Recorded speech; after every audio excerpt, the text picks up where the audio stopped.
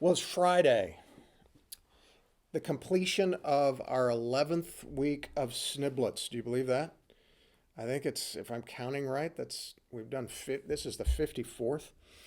And this will be the last sniblet in a while at least, because next week what we're going to be doing is we're going to be working hard as a staff to prepare for this homecoming as we regather back in our facility.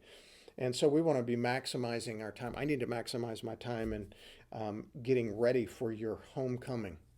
And what we need to do is we need to be moving from our electric accountability to personal accountability as we're able to start moving back into, even though we're only 6 feet apart, we can start seeing one another. And as Donald and I have been thinking, you know what, we don't want this to be the total death of sniblets. But so we'll be forecasting down the road that maybe doing one a week, midweek at least. And so just keep your ear to the railroad track, and what we'll do is we'll keep you informed. But I think it's a great way for our body to stay connected, but to not be so intensive about it. We've needed to do them, I think, through this past 11 weeks. But maybe one a week as we move forward in the future. Here is our final quarantine motivated tweet from a parent. Here's a mom who says, "I am into extreme sports. I just took 2 kids under the age of 5 grocery shopping." And moms who have 2 kids under 5 and you've gone to the grocery store, you know that extreme sport. Here's the final question of the day. If you could be invisible for a week, would you do it? And what would you do? Now, it can't be something sin motivated, but if you could be invisible, would you, and what would you like to do? Kind of a fun, weird question. This is our last lesson from the life of Joseph. And what a coincidence that we end up on chapter 50 on Friday, the last day we're doing these daily sniblets. Let me just review Joseph from chapter 37 to chapter 50. 37. Joseph was disliked for 3 reasons: a coat and 2 dreams. 39. Injustice happens to shape a bigger story. 40. Joseph interprets some insignificant dreams to set up an opportunity to interpret some significant dreams. 41.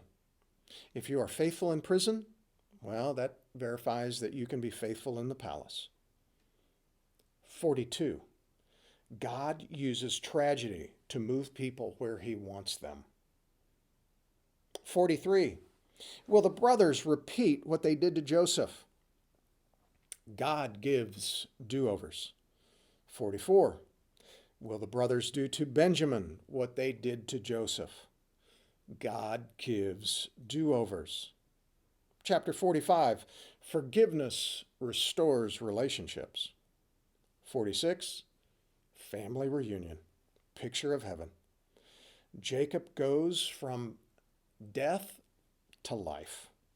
47. Graciousness leads to provision, and provision proves that forgiveness has taken place. 48 and 49. Blessings differ from grace, and 12 tribes are established. Now take some time to read chapter 50. And I think what you'll find as we begin to diagnose it, where we begin to cut it up and look at it, what we'll see is it is a cornerstone principle for life from this point on that we need to apply daily, even today. So take some time to read chapter 50. What you see is the seventh set of tears. They're Joseph's tears. And again, you would do well to repeat this principle daily. What man means for evil, God means for good. The bigger story is established out of these smaller stories. Look at the central characters. Jacob dies. The nation weeps. Joseph appeals to Pharaoh, allow me to bury my father. The brothers, well, they respond in fear, maybe doubt. And fear is like an old habit that just hangs around, but it's much more significant than just biting your fingernails. It is something that haunts us. So because of their fear, they make up a story to ensure their safety.